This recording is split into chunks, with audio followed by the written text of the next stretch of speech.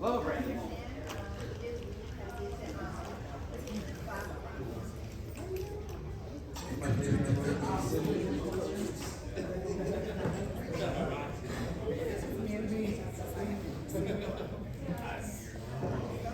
All right, we're gonna get started on this 30-second warning. Y'all want to find some seats? Sure. Unless you're the most sticky, go ahead. Go ahead. I'm fine.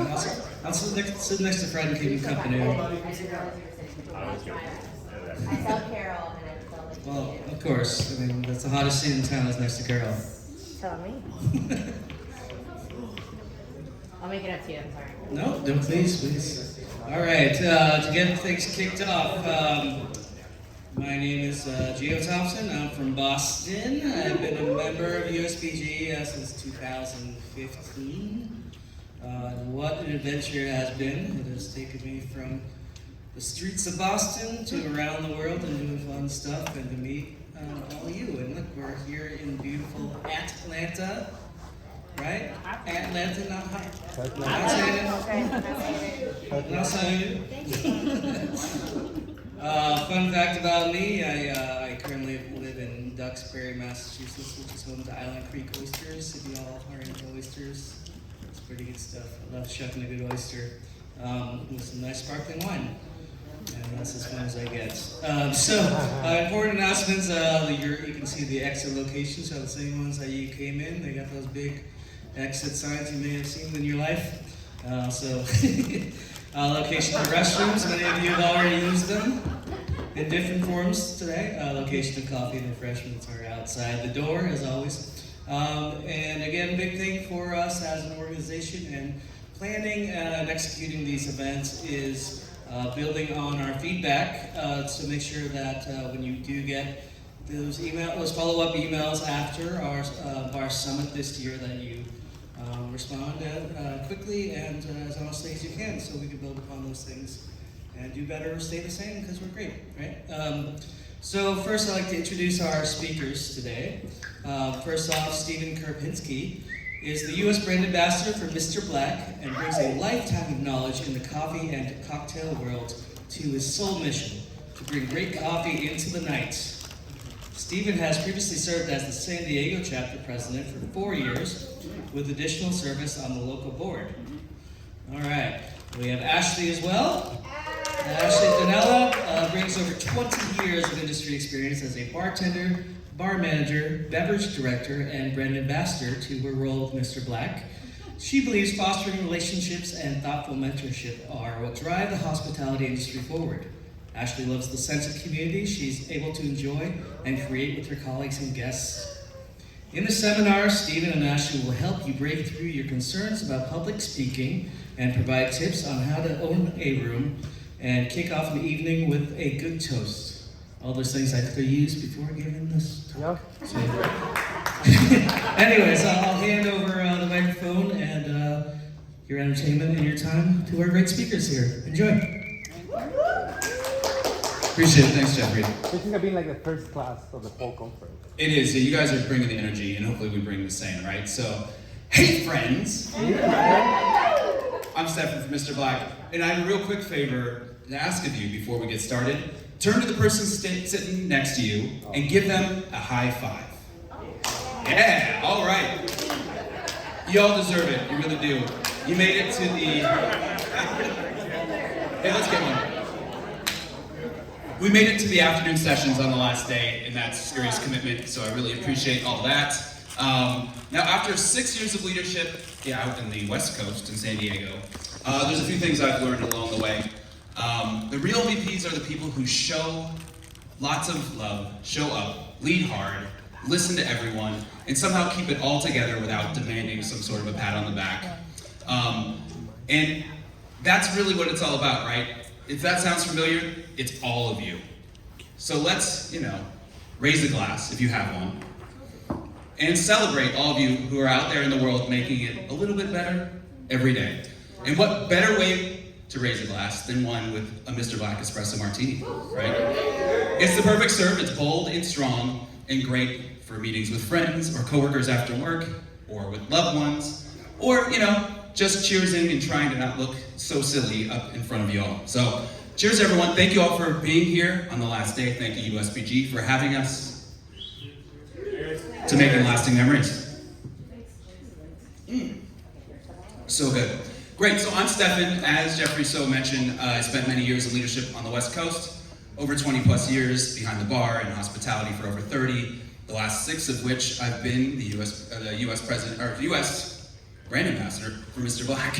And then we wouldn't be here all today to celebrate this idea of giving a good toast if it wasn't for the person sitting to my left. Ashley? Okay, can everyone hear me? Yes. Cool.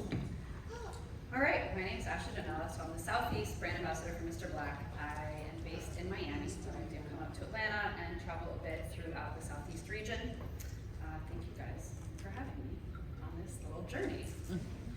So we're going to go over a handful of things. You see the importance of a good toast, right? It's sort of why we're here. So we're going to look over how to compose a toast, a little bit of toast structure, some tips on delivery, and then there will be a group exercise. So everyone has a worksheet in front of them.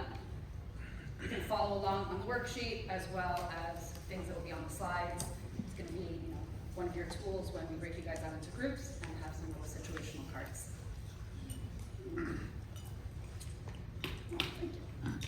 So, what is a toast? Right? I think we all know what a toast is, but why is it important? Right? What purpose does a good toast serve? And for me, a good toast is really important because it's a great way to celebrate something special with the people you're in the moment with, right? So, no more, no less, really. I think we've all experienced a really great toast. Maybe you're friends with the tequila ambassador, mezcal ambassador, or heaven forbid, an Irish whiskey ambassador. I think you all know some of the people I'm talking about. They're extremely skilled at doing this because it's part of the culture, both in Mexico and in Ireland. Some of them are great at jumping up on top of risers in bars and getting everybody's attention. And for me specifically, I've given plenty of toasts, whether in my bars, with friends, celebrating a moment. Many of them were very positive experiences. Some of them were a little bit more negative, such as I remember giving a good toast the day that my bar closed to everybody that was there, all the regulars, all the industry that came out to show a little love.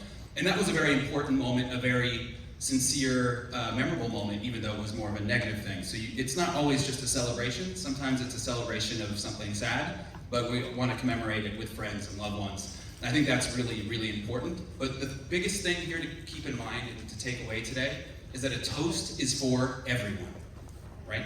Ashley? Yes.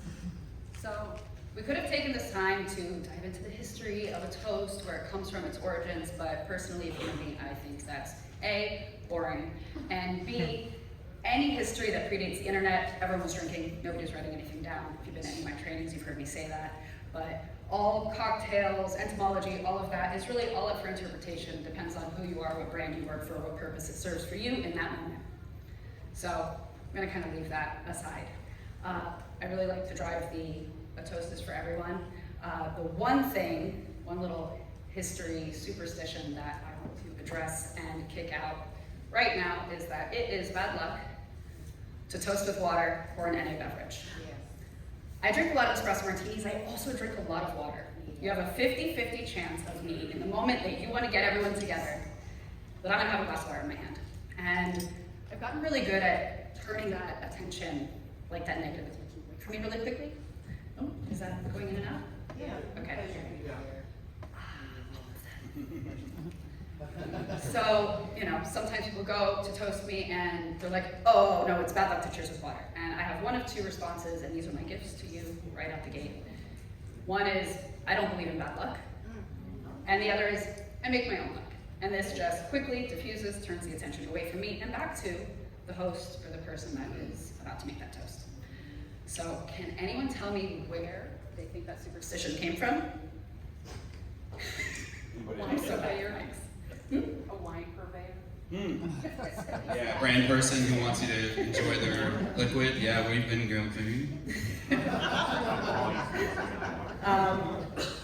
So it comes from the Royal Navy, right? Sailors, so the Royal Navy, and thus moved its way through other naval groups. But it was that, you know, anyone being so honored would likely meet a watery death. So it was bad luck to toast with water if you're gonna go overboard. But this is a group of beverage professionals and bartenders, and not all tiny sailors, right? So can we all agree to just leave that one in the past as we move forward? Because again, a toast includes everyone and every moment. I know, you know, sometimes we like to take a break, we like to hydrate, some people like to take pauses, and again, you never want to take the attention away from the host or the person that's trying to get up there and have that moment.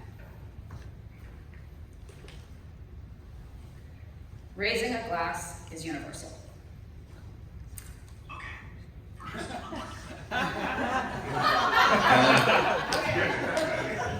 That now scary. Confirmation. So in various cultures worldwide, a toast is common, right? Almost to not toast is like a breach of etiquette. So, and all toasts really have the same theme, right? Same 2-3 themes. To good health, to good luck, or quite literally, chin chin, bottoms up, sound of the glass. Up here I have listed a few, you know, everyone sort of,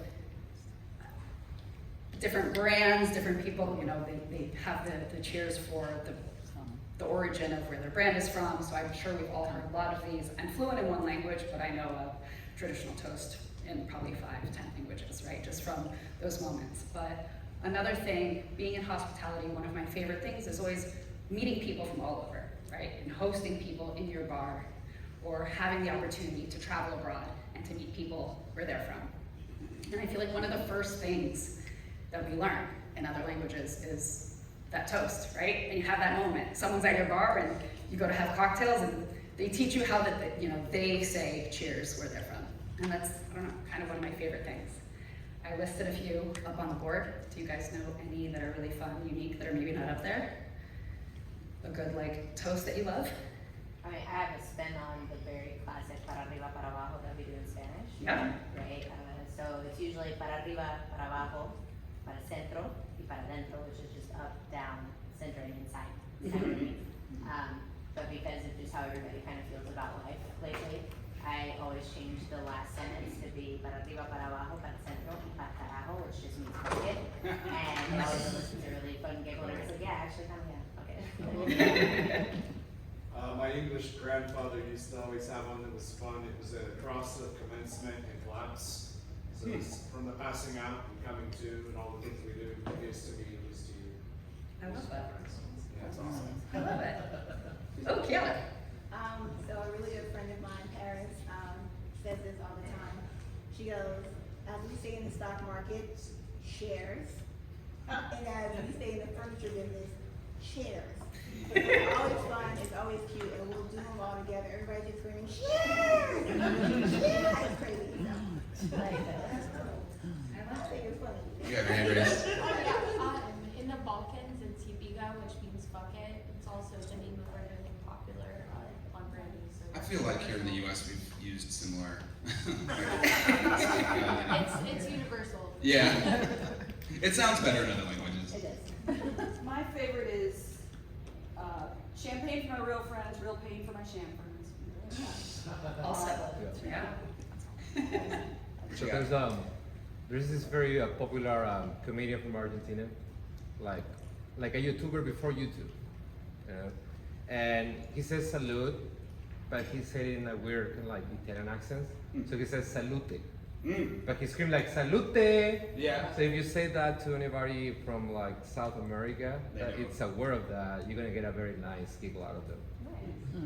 The salute thing like hits my love language because I was born and raised in a very Italian household. So salute, chin chin, di benedice, those things. Yeah. Cool. Awesome. Great. Yeah. So, why a toast? Why am I up here having this conversation with you guys? Does anyone in this room love public speaking? Wow. All right, never mind. Skipping to the end. I really thought Stefan was going to be the only one enthusiastically with his hands.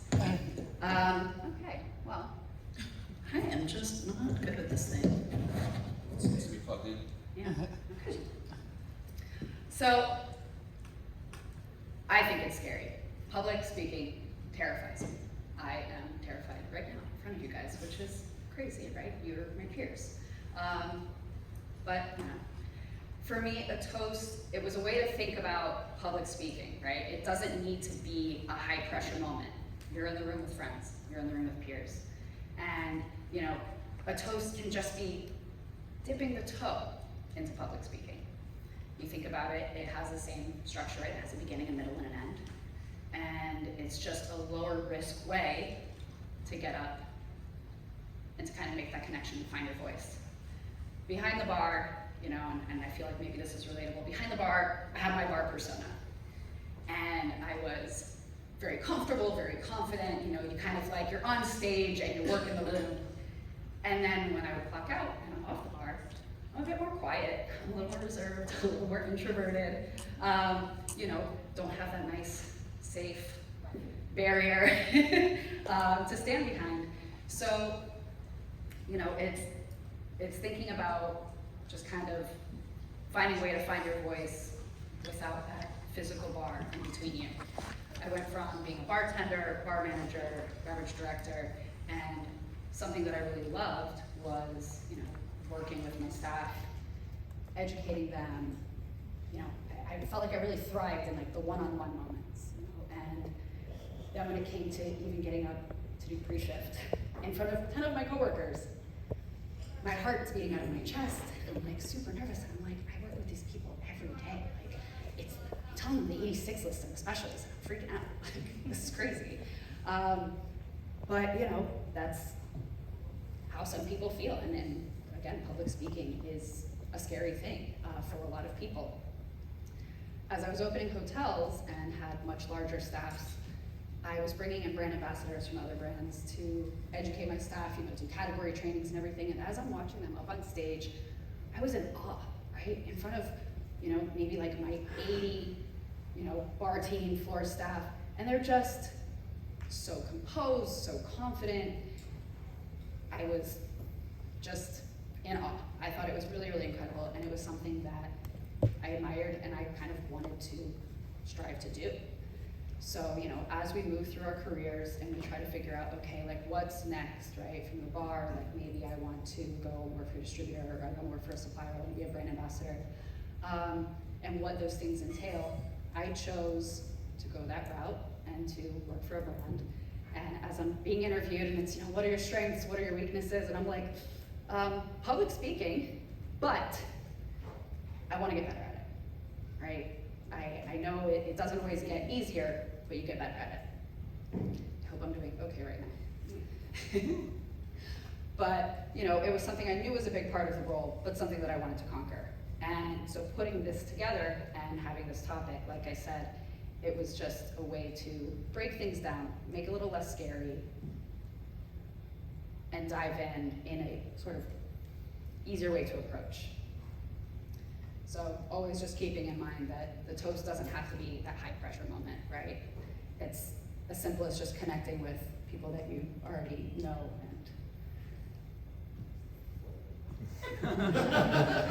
Well, I think you're doing great. I did think when she pitched this to me into the brand, I was like, that's an amazing idea, right? I think we could all use a little bit of push and, you know, just a little push in the right direction and a little encouragement to have more of these moments with your friends and get out of your comfort zone. And then I turned to her and was like, you know you would be presenting this. And she was like, yeah, I know, yeah, I know.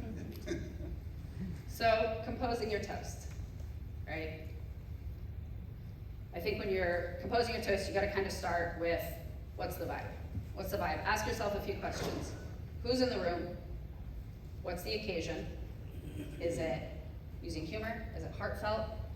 And what's your one clear message? What's gonna be that one thing? What's your message?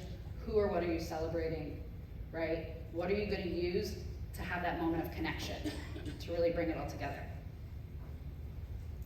Great. So when we were thinking about this, we obviously the first idea of telling a good story is to really have a good beginning, middle, and an end.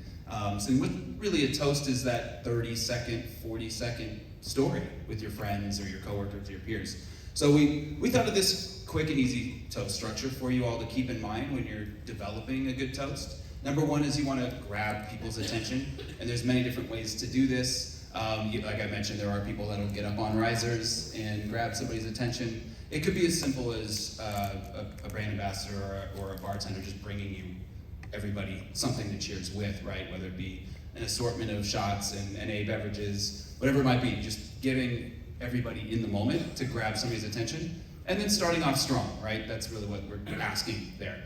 And then as far as the middle portion, that's really the storytelling, meat and potatoes. I really advise to share something meaningful. It doesn't need to be super hyper personable, and I don't think it should end up in the TMI category unless you're amongst great friends.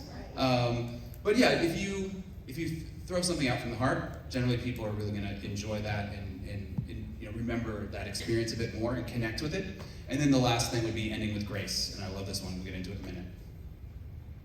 But first off, let's see how I did. So I started off this seminar with a quick toast, obviously. We all had a nice little moment. Did I grab everybody's attention with my tagline that I got way more applause from than I thought I would? I mean, doesn't everybody else do that? I did do a bunch of YouTube videos. There are people that will find me on the streets and just be like, "Hey friends, it's Stefan from Mr. Black." Even my team will just sometimes be like, "Hey friends, it's Stefan," when I get on a YouTube call. But really that came from, or a Zoom call. But where that came from was when I had, bars, and when I ran bars or owned bars in San Diego.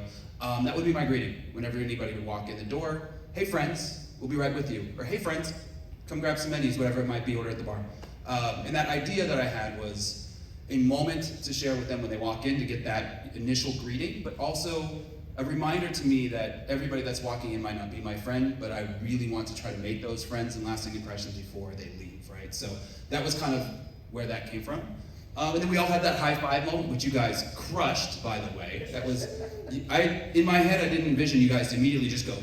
It works out. Like we said, this is the first time we've done this. And then did I share something meaningful? Obviously my time in the USBG leadership down in Southern California has afforded me a lot of perspective, and a lot of great things came out of all the tireless hard work we did down there. And I know, as much as you all do, how much that involves, right? Time commitment, energy, time away from a money opportunity, a paying job, or with your family and friends and your work, what have you. So it's a tireless job sometimes, and people don't get the recognition they deserve, so I wanted you all to have that moment with me and all of us.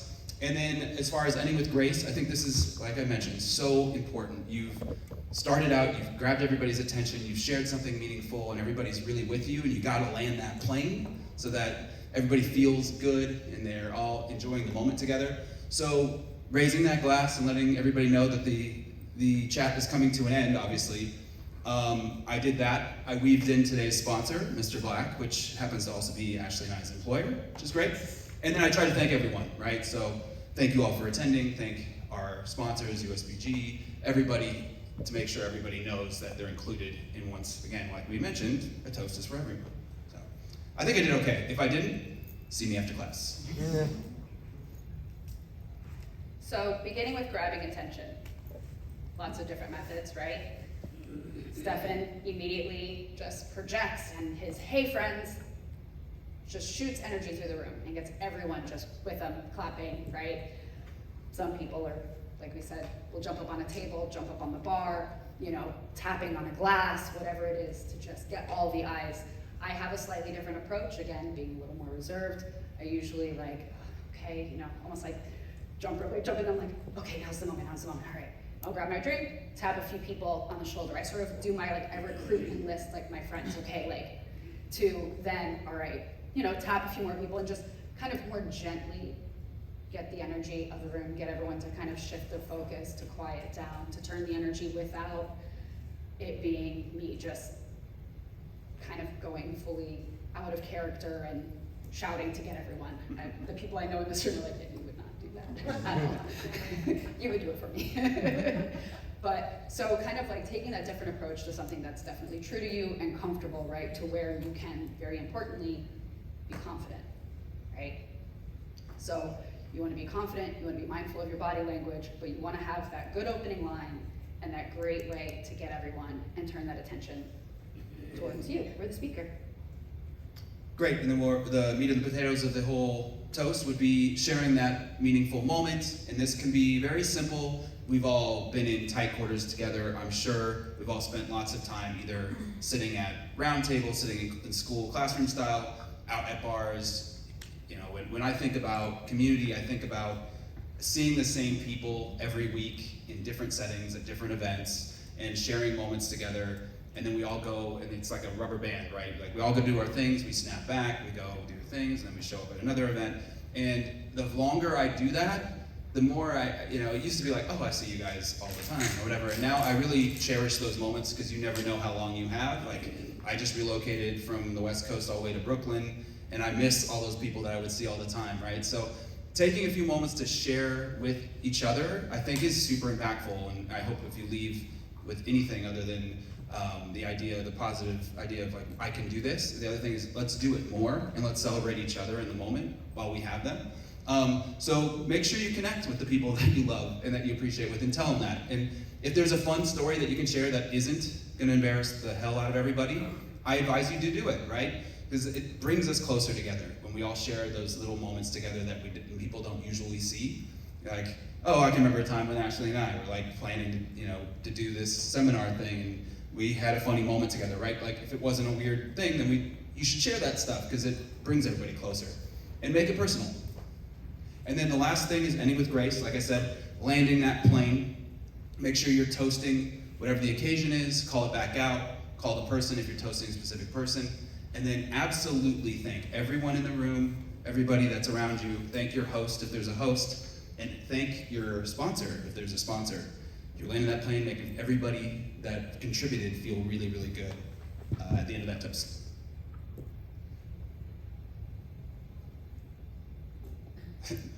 There it is, yeah. Okay. So some tips on delivery, right? I think we've talked pretty good at length and some different strategies about how to get everyone's attention, but then once you get everyone's attention, you need to hold their attention. So some important tips on delivery would be voice modulation, right? What is voice modulation? It's controlling your volume, your pitch, your tone, your pace. All of these things kind of will convey different emotions, have different effects on how everything resonates with everybody.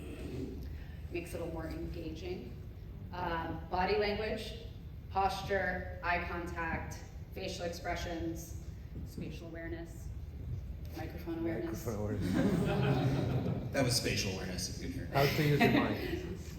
How to use the mic. We're getting to it. He's gonna give that because I clearly don't.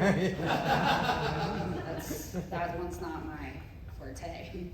But I think we're all, really familiar with body language being behind the bar, right? Like you don't want to have negative body language, closed body language. You don't have your arms crossed, your shoulders sort of caved in, you're not looking down. You want open body language, you want confident body language. Those things also, again, are gonna get everyone to kind of come in with you and stay with you as you're giving your speech, or your toast, rather. Oh, hey, the microphone thing. I'm glad that we had one, thank you, because I was gonna have to pantomime this whole thing and it was gonna look really strange, so. Not everybody's used the mic regularly. He and I actually used to sing in bands, so we've had this silly thing in our face for many, many years, but it's telling that a lot of people don't enjoy using a mic or have ever done it before. So a couple things. This is usually a singly directed object that will amplify your voice for big rooms, for big audiences. So you first off do want to have it held towards your mouth, not down the side, whatever.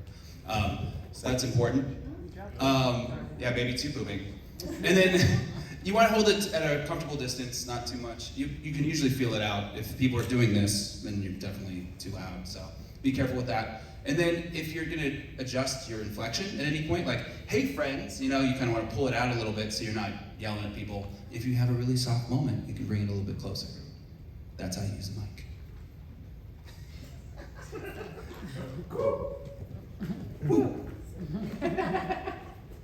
And the last one is is tips for introverts. So as I was putting the outline of this together and, you know, submitting it over to the team, some of the feedback I got was they were like, make sure you throw some tips for introverts in here. And I was like, guys, spoiler alert, have you not met me? I'm the introvert. So a lot of this was putting it together and trying to keep some of those things in mind, right? Like peppering in throughout the slides, like different little, my words of affirmation, right? My words of encouragement. Just always remembering, you know, generally speaking, everyone is receptive to you that you're in the room with, right? Everyone in the room with you wants to see you win, right? You guys are here to listen to me and not wanting to see me stumble or fail, right? You don't ever want to see someone fail. You want everyone to win. So it's just keeping that in mind. Everyone wants you to win.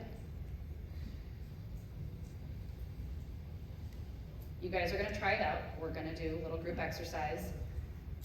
I'm gonna maybe pull people in the back a little bit closer so it's a little bit easier to work together, but we'll break out into a handful of groups. Thank you. I got you.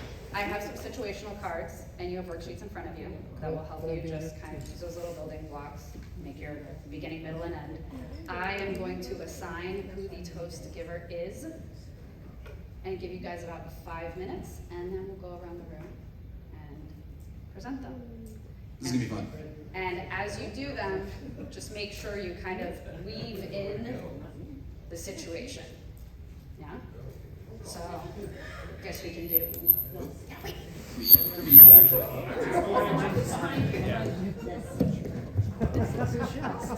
Comedy. I'm gonna turn this off. There you go. Now it's on. You're doing great.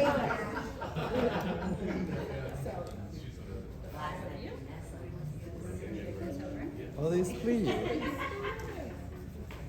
All right, so maybe like There's five of you over here, and then 4 of you over here.